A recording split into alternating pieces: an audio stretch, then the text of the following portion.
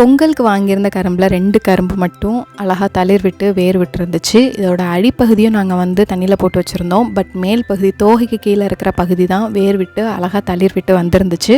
So இதை வந்து நட்டிடணும் அப்படின்னு சொல்லி நாங்கள் சக்ஸஸ்ஃபுல்லாக நட்டிட்டோம். ஏன்னா ஒவ்வொரு இயரும் நாங்கள் வந்து நட்டணும் அப்படின்னு சொல்லி எடுத்து வைப்போம். பட் எப்படியாவது அது மிஸ் ஆகிடும்.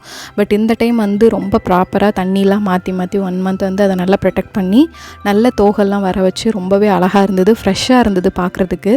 அதை அப்படியே உடனே நட்டிடணும் அப்படின்னு சொல்லி ஒரு பெரிய க்ரோ பேக்கில் மண், வெஜிடபிள் வேஸ்ட்டு எல்லாமே போட்டு இந்த 2 கரும்பையுமே வந்து நாங்கள் நட்டி வச்சுட்டோம்.